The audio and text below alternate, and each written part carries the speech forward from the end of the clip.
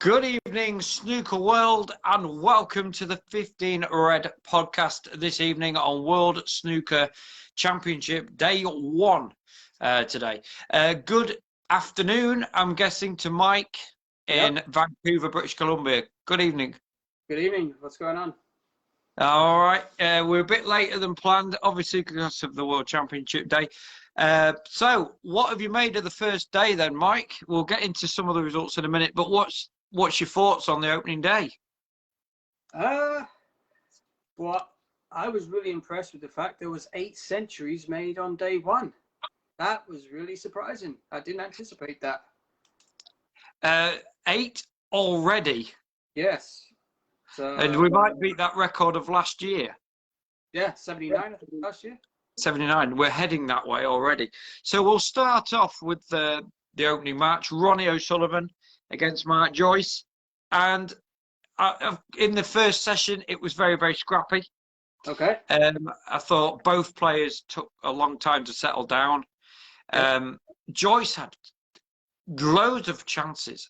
He had several opportunities that he didn't take. He didn't take the frames out, which he should have done. Many frames he should have done. I think frame 2, frame 4, maybe frame 3. He should have done better than he did. Okay. But I thought he played all right. You know, for his debut there. Mm-hmm.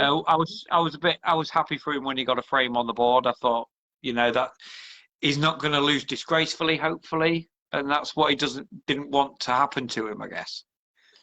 But yeah, in the second session, Ronnie blitzed him, hasn't he? Absolutely turned on, and he's managed to make a few centuries there. 137, 124, and a 112.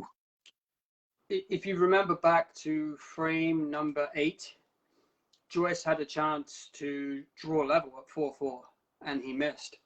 And then Ronnie stepped in, and then he picked up that frame, and then he promptly took frame number 9 as well with a 69 break. Yeah, and you figured he was in trouble. And I think when he missed that opportunity to go level, that was the end of him. Yeah, that was the turning point for me. He had his chance. He missed it, and then he did win the first frame of the evening session, and then Ronnie won. Let me check my notes here. Ronnie made a 58 in frame 11 to make it 7-4, and then 3 consecutive centuries to finish it off. Yeah, and that's some going, isn't it? But you know, it shows Ronnie's intentions. It shows he's there. He's turned up. Yep, agreed. You know, mentally he's there. Yep. And it was nice to see. And I hope, you know, and it looks like he may go far. Are you still tipping him to win it? Well, I mean, look, he's gonna have to beat 2 of the big guys. He would probably have to beat John Higgins maybe in the semi-final, and then he's probably gonna have to beat one of Neil or Judd in the final. Now we know how he's doing in finals this year. It's not particularly good, so I wouldn't necessarily tip him to win it, but I wouldn't be surprised to see him at least in the semis or in the final. Yeah, I agree with that. I think he'll go that far. I think he may go. Well, I think he may go to the final. But like I say, with his stream finals already, and we've been saying it before, that he's been gearing up for this one tournament. Yep. And that proved it today, didn't it? The way he was playing today, apart from opening session, of course, which he didn't really fire. But I don't think he likes those morning sessions. If you were to look back at his history there in those morning sessions, I'm not sure they're his favourite. I'm not sure, but getting up's favourite for him either. Yeah. But there's no player more devastating when he gets on a roll like Ronnie O'Sullivan, though. Like he showed it tonight. What did you make of Joyce's performance? I think you said it best. He didn't disgrace himself, and he won 4 frames. I mean, he had chances in the first session. He wasn't able to capitalize. I thought for a first-time appearance, I thought he was very respectable. Yeah, and especially against a guy like Ronnie, which, you know, on another day when Ronnie wasn't there, maybe Joyce could have beat him. But different. Well, I would say this: if Ronnie was playing almost any other opponent, like in the first session, the way he played, you could argue the scoreline would have been the other way around. Almost any other opponent, it was that poor. But then on a complete, like I say, on a completely different day that Ronnie's not turned up. Yeah, exactly. So yeah, but he is who he is, and nothing really surprises me. So no, that's true. But it's nice to see him get off to. Nice to see him get off to a good start and not go out like he has done on some pretty, like James Cahill times. Exactly. Yeah. So Kelvin Platten's with us and says, hi, guys. He says, great first day. Thanks, Kelvin. Yep. Nice to have you aboard. And he agrees with you on your last statement there. Oh, about if he played anybody else? Yeah, I think that was. So, yeah, that's Ronnie through. And he goes through to face either Anthony McGill or Ricky Walden, who are taking part in the morning. So we'll get to that match very shortly. The next match we want to cover then is the morning game, of course. Martin Gould against Yang Bingtao. Yeah, that was the match I was watching because that was the stream I was able to get a hold of, and that was a really good match, believe it or not. It was a better standard than Ronnie and Mark Joyce. Like the frames, the way they were played, and the quality was very, very good. Yan was very good out of the gate. He won the first two, and then Martin Gould, he tied it up at the interval 2-2, and then he took a 3-2 lead. He made a 109 clearance. I think it was the first century of the tournament. It was. He looked like he was up for the job, and then Yan drew level again, and then by the end of the session it was 4-4. So fair scoreline. I think what I got out of it was Yan was, like you say, up for the job, and when he was 2-0 up, absolutely steamrolling Gould come out. He came out of the blocks firing on all cylinders, and he came out of the blocks better than Ronnie did, in fairness, on the two matches. And that 2-0 lead he took, he looked really aggressive, Bingtao did. And he looked like he was trying to play too much to perfection. The amount of backspin he was getting on the ball, and it was going too far over shots, and he was like, and you could see how much it means to him at the moment. He's trying to have a little bit. He's trying to be Mr. Perfection. Yeah. And that let him down in frame 3, and then Gould took the chance and managed to somehow level at 2-2. And I thought that was a decent performance from Gould. And to be fair to him, when he took a 3-2 lead, I thought, this is the best I've seen Gould play in a long time. Well, like I said when we were doing the previews, Martin Gould's had a good season, believe it or not. He got to a final at the European Masters and lost in the decider to Mark Selby. That takes him doing, and he's had some very good, consistent results, albeit not trophies, but very good results. And I'm not surprised that he's given him a match, to be honest with you. I'm thinking he's been playing pretty good most of the season. So I could see this one coming right down to the bitter end. As our fellow colleague would have said, black ball final frame. Yes, exactly. It has that potential for sure. Well, you never know. It might go that far. And I reckon it has got probably 10-9, 10-8 written all over it, to be honest. What a first session, though, it was. What a first session of snooker. Well, Yan did make 5 50-plus breaks out of the 8 frames. So... I think, if I'm not mistaken, that was Gould. Was that Gould's first century at this Crucible? I'm not sure. I'm not. Maybe it was. I would have to check on that. So, but what a fantastic break! And I watched that break, and I thought, well, he's he's on his game, Gould, at the minute. That was a great red to get in for that 109 clearance. That long. Yes, red. That was a great. It was. So that's Gould at 4-4 and very, very evenly poised. for the second session, I was which surprised. is tomorrow. Which is tomorrow. I'll just say which is tomorrow at 12:30. Oh no, tomorrow at 10 in the morning. They're coming out at 10 in the morning. I was surprised how attacking the match was. I thought it would be one of the more defensive, tactical matches of all of them listed. I thought, oh, that one could be more tactical, but no, they were out there and going for their shots. Well, Jan was very attacking. Oh yeah, he was attacking. Yeah, it was very good. Yeah. Very. But Gould, Gould's got a never say die attitude, hasn't he? Yeah. And he's one of these players that never knows when he's beaten. So. Yeah, I'd agree with that. Yeah, and he's sticking in there. Do you think he can maintain the standard with Jan up until the end? Yeah. Absolutely. No reason to believe. No. Okay, so it'll be okay.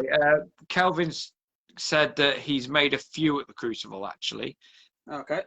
So fair enough. Okay, thanks Kelvin for getting in touch. Just the latest score.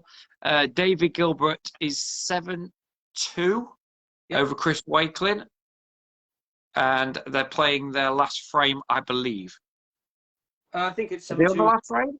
7-2, and they're finished. Session 1. Oh, they're finished. They're finished 9 frames. Okay. So then into the afternoon session of the afternoon, and we had Stephen Maguire and Jamie Jones and Neil Robertson against Liang Wenbo. Just want to say, by the way, before we talk about this afternoon session, what a fantastic minute silence, respectful and well-organised minute silence that they had. Yeah, no, they did an excellent job. They did it all the right way, get that time in.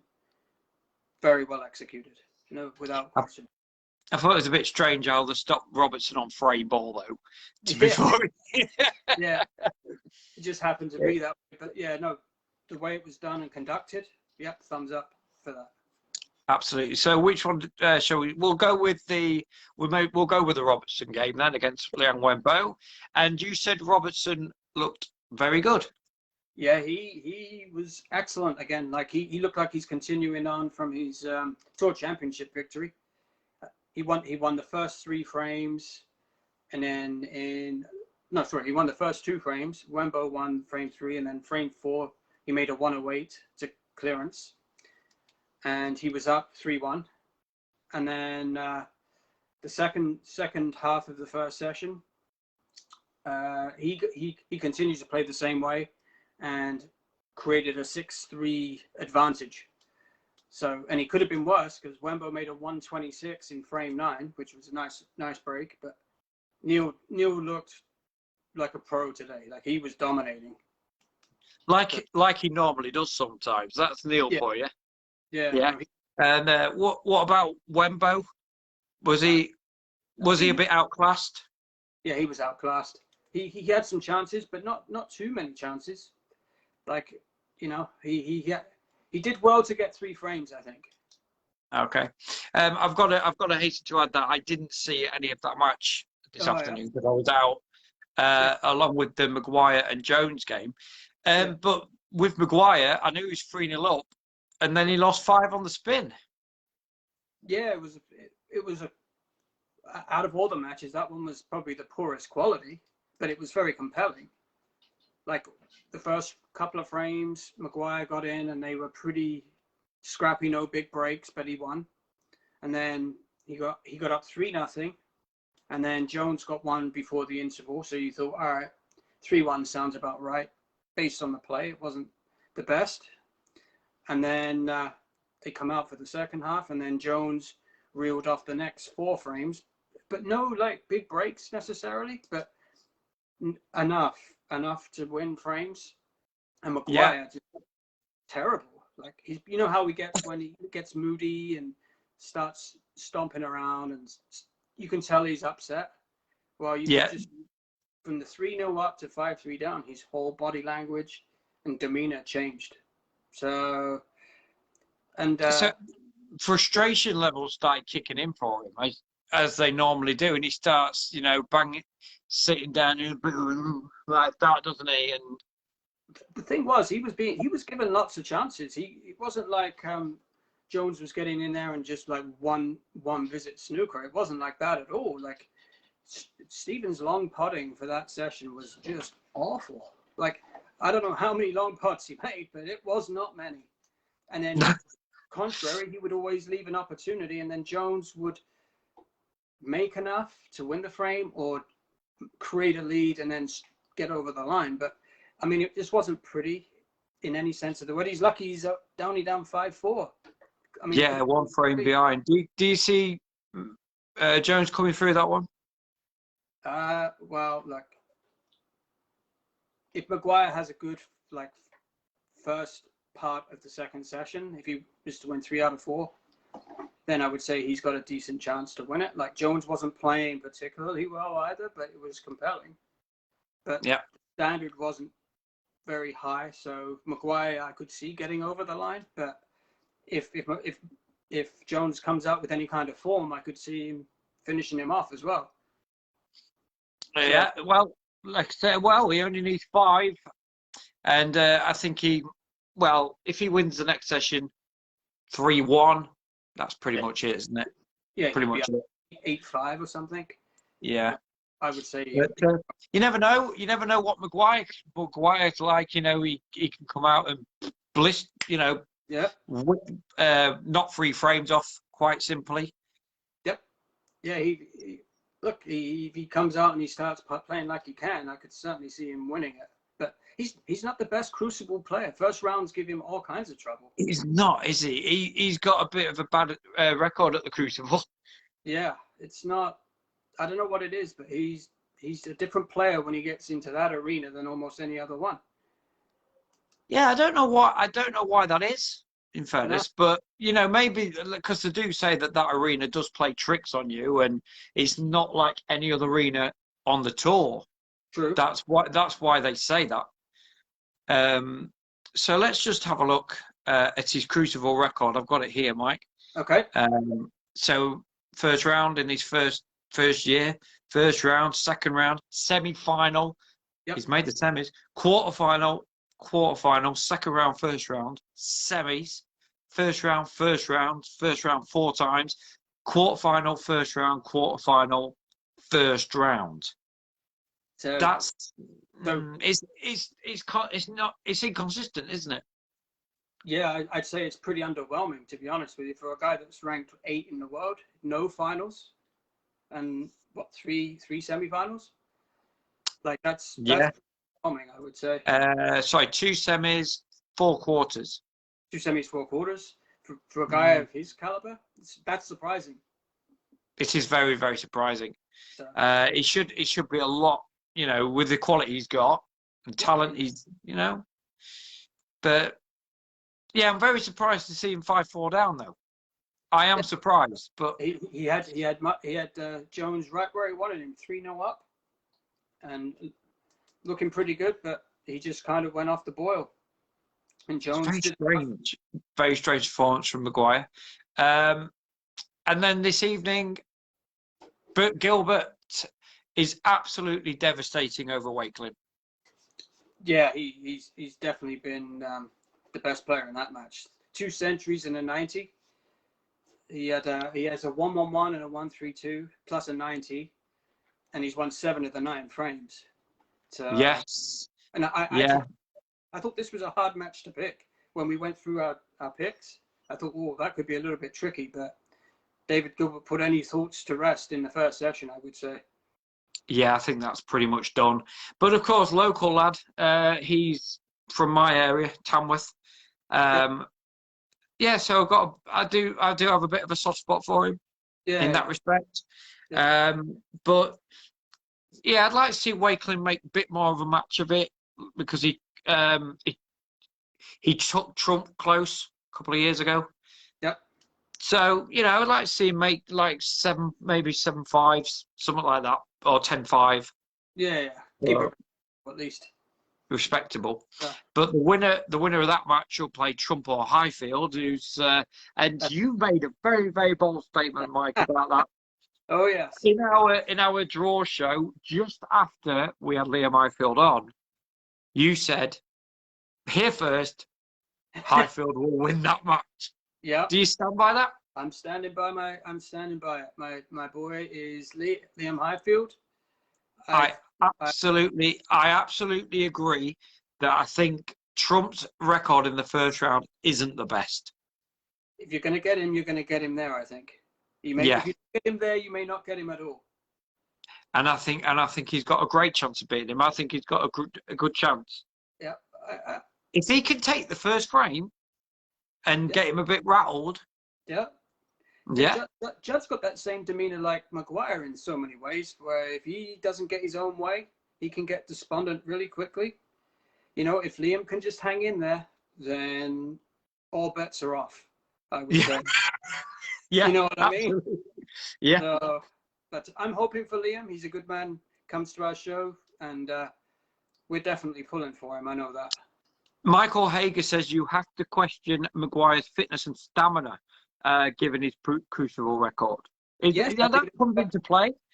Valid point. Absolutely correct. Yeah. He look, of all of them, he may be, I don't want to say unfit, but he's not the best for a long endurance run. And that's one of the main things that you need for the Crucible, isn't it? Your stamina and your fitness, because I think that's what John Higgins suffers with. He actually says these longer sessions don't suit him. Yeah. He's not into them, and he's not a fan of them anymore. He said there's too much snooker, there's too many frames at the World Champs. The bit that's funny with that though is he made what, 3 consecutive finals, and he's also won the title 4 times. So he's recorded these long matches historically is very good. So yeah. I don't know what would just change that on him, but I mean, I understand. Maybe it was just the way he was feeling at the time. Maybe it was just one of them things said. Yeah. You know, heat of the moment kind of thing. Yeah, that's fair statement. So yeah. So anyway, the centuries, by the way, we've had 8 already, like we said. Yep. A 137, a 124, and a 112 from Ronnie. Okay. 132, 111, and 100. Dead on 100 from David Gilbert. Okay.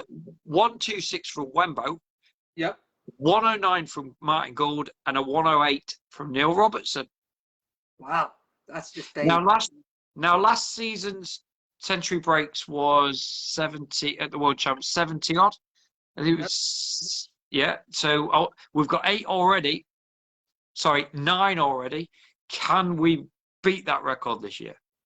Well, we're definitely gonna beat 79, and at this rate and at this standard, you got to think 100 is, because that's the all-time bar. That's certainly gonna. Right. Let's think about it. So if the 2 weeks, 18 days or 17 days, if they can get 8 or 9 a day, keep that up, then they're certainly on for it. Yeah, I think the most of them are going to have to come with the more people in the tournament. So like round 1 and round 2, you're going to need to at least have, maybe 65 or something through the first two rounds in the quarterfinals, maybe. Oh yes, and it's definitely possible with the players we've got to come. Yeah, absolutely. Absolutely. We've got Murphy will make a few, I'm guessing. Judge, 2 or 3. Selby, Mark Allen, Mark Williams, definitely. Not sure about Ding Junhui or Stuart Bingham. Not sure about that. And Lisowski and Carter, possibly. So, there's a few in there. The heavy hitters have come up to play. I mean, Neil's probably going to get maybe 1 more, you would think. So if you get out of the first round with, say, 25 or 30, then you could start projecting down the line, and then based on matchups, maybe you could start thinking, oh, there'll be so many here, there, or everywhere, I would say. So, but I hope they can get it. That would be great.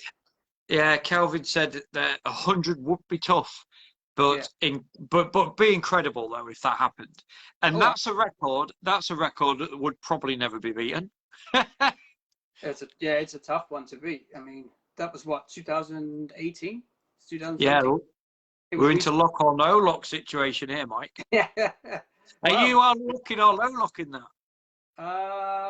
What, 100 centuries to be broken? No, It's 100 centuries in this tournament. 100 centuries in this tournament, 100 plus. I'll say I don't think they're going to do it. It's a lot. It's a lot. I don't think that it'll happen. I think that maybe 80, 75, 80. Yeah, I think Something it's like that. definitely more than 79 and not 100. So let's just go through then. Ronnie O'Sullivan, Mark Joyce. Ronnie O'Sullivan's through, playing Correct. Anthony McGill or Ricky Walden, who start in the morning. Any thoughts on that?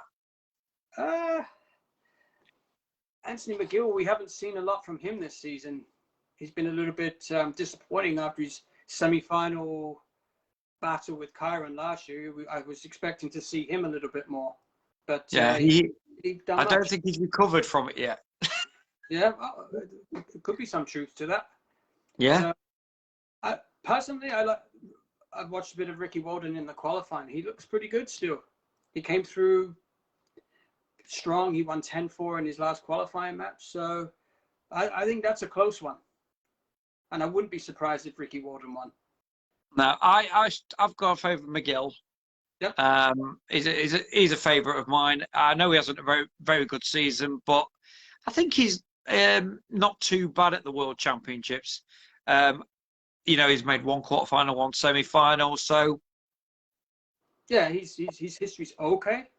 So yeah, it's okay. It's okay, but I think he gets on well at the Crucible. That's all I'm going to say, and I think he'll get through that. But then he faces Ronnie, and that's very tough. With the form that Ronnie's in, yeah, I don't expect any of the big top 4 or 5 guys to have any issues even just to get to the quarterfinal. I don't see any upsets there based on the form I've seen. no. I don't see Neil Robertson getting beat by Carter or Lazowski. Whoever wins that match, I don't see them.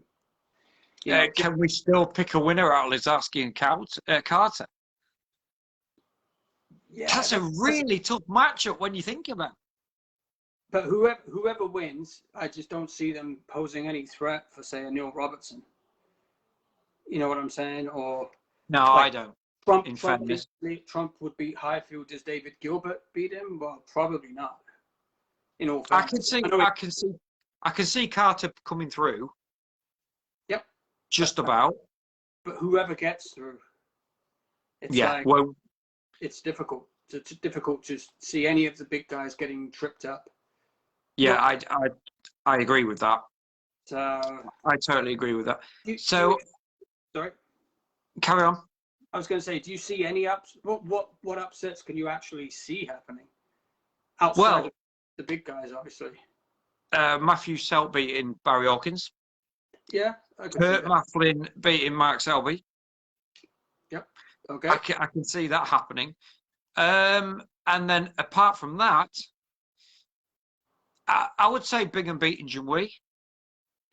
Yeah, that one's a tricky one because I wouldn't really call that an upset per se. I know ranking-wise it is, but I don't know. Bingham's been playing pretty well the last little while, and Ding's just, I don't know. I'm not sure what to make of Ding, to be honest with you. You'll say, oh, dear me. Yeah. I think he's not on it at the minute. Nah, he's not on it. I can see Bingham coming through. But you never know. There might be Ding might come out and play a little bit. Could do what David Gilbert's doing because he hadn't. Yeah, he could do. Absolutely. So, what about Craigie against Williams? Can you see Craigie putting up a fight? Craigie's played all right in qualifying and stuff, but I don't know if he's going to beat Mark Williams. And I know their record shows that Craigie hasn't even won a frame against him. Granted, oh wow!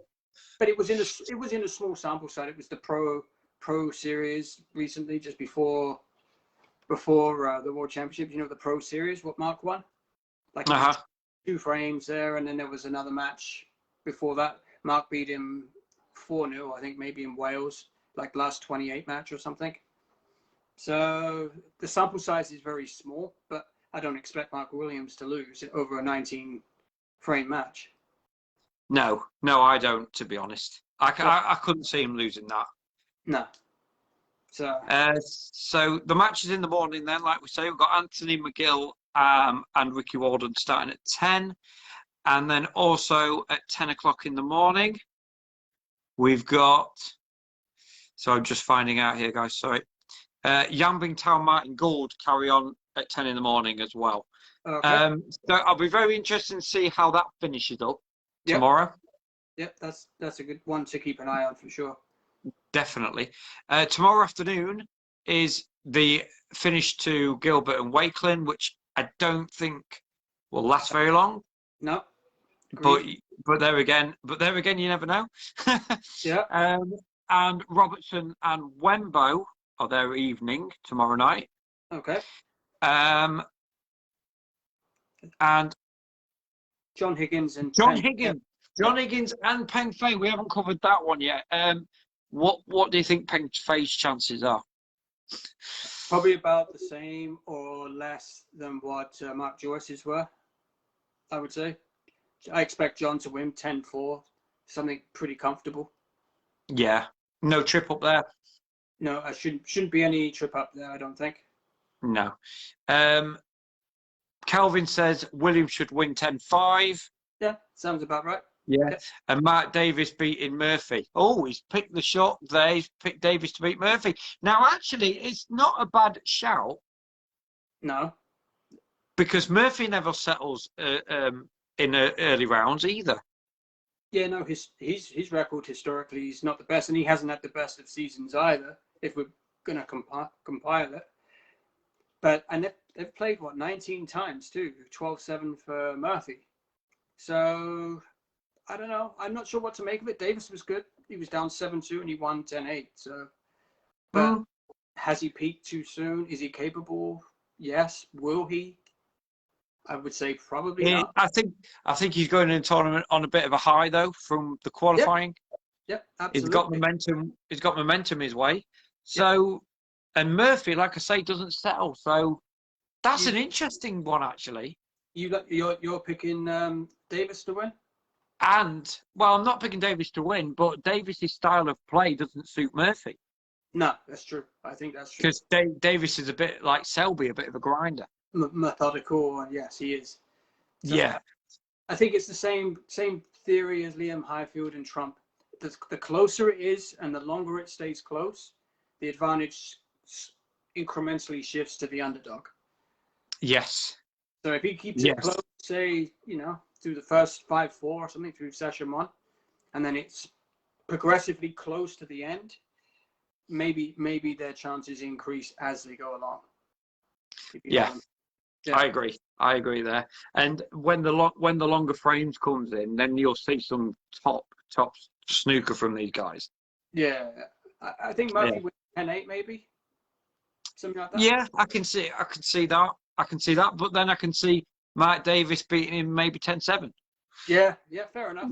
I can see that. It's just one of them. But anyway, back to Higgins, easy sort of pickings. I would say so. Yeah, I can't see Peng Fei. Well, if there's going to be a shock, that would be a shock. Yeah, it'll be similar to what Mark Joyce did, and something like that. Maybe a bit more 10-5 with John.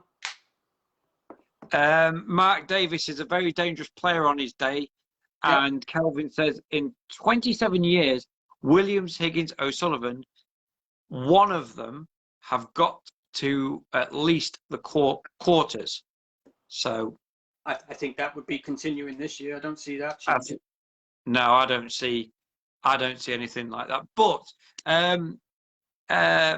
we've not covered Mark Allen against Lou Hoshon. That match is Tuesday. On Tuesday. Can you see what's your thoughts on that match? Well, it's a tricky one again. They're all tricky because Hoshon, he's a pretty good little player, pretty underrated, and Mark Allen hasn't. He's been kind of hit or miss. You know what I mean? He won the Champion of Champions, I believe, after that incident with Ronnie. Do you remember? Yes. Yeah. Saying he was getting in his eye line or something, and then he was really he looked determined to win that event. But then after that, he's kind of disappeared. So, but I think Mark Allen will come through. You know. Yeah, he should do. He should do. But the matches that I'm really looking forward to that start on Wednesday, the first one starts on Wednesday at 2:30, finishes on the Thursday at 7. That's Selby and Mafflin. Yeah, that'll be great. I'm looking forward to that. That will be a corker, by the way. Yeah, I'm looking I can see Mafflin beating him. I really can. Yeah, I can. Yeah, and the other match, I'm really not Kyron Wilson, Gary Wilson so much. I still think that might be an interesting match, though. I see a lot of people picking Gary Wilson to win, which, all right, maybe Possible. I've made points many times about how poor a season Kyron had after a run to the final. Remember, I've said it. You've heard me say it about. I have. Well, so maybe that's a dangerous matchup for Kyron. Maybe it's got something to do with his shoes. Yeah. Them crazy shoes he wears. Yeah, I know. Yeah, but the other one starts on Tuesday. The same. Oh, that's not the same time, is it? No, it's not. I thought it was the same time as the Selby Mafflin one, but it's not. Okay. Tuesday it starts at 7 and it finishes on the Wednesday at 7. Hawkins and Selt. But the way that Selt has been playing, I can 100% see him beating Hawkins. And as soon as that draw came out, I thought Selt's going to win that. Yeah, I know. We've kind of both been high on him since Gibraltar. If you remember, we kind of just took him to beat 3, and then he won again, and he was in the semi-final. I think he's a really, really up and coming star, Matthew Selt. Yeah. And I think give him. I'm telling you here now. First, right now, you're going to hear this first. In 5 years' time, I think he'll be a ranking event winner of some sort. Matthew Selt. All right. Well, we've heard it here. There you are.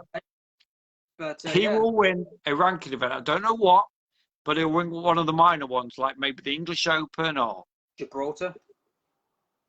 Yeah, he could win Gibraltar. Those are short matches. He was semi-finalist last year, so Championship League. Although I don't think they're not ranking going forward, are they? I don't think they are. Well, no, I don't think they are. To be fair, one of them is, and then one of them isn't. It confuses me, the Championship League, if I'm honest. But yeah. Yeah, I can see him doing something. I don't think it's absurd what you're saying. No. Okay. I can. Yes, Graham. I can see Mafflin winning. I think Kyron will beat Gary 10-7. Okay. Allen should be good. Maybe 10-9. That's a okay. That's Hawkins 2013 has had a great Crucible record. Correct. But he's your boy. Sorry, I mean, I'm not against Hawkins at all, and fair enough, he'll put up a match against Selt. But I really can see Selt coming through that. I really can. I've got a feeling in my water. You know what I mean? I don't know what it is. Yeah, I just got this feeling that Selt will win. Yeah, no, I hear you, man. That's not the doubt in the world. So, any other points to note before we end it for this tonight? I'm just going to ask you, who's your performer of the day? Performer of the day. Now, I was going to open that up to Calvin and Michael Hager because they're the ones listening in right now.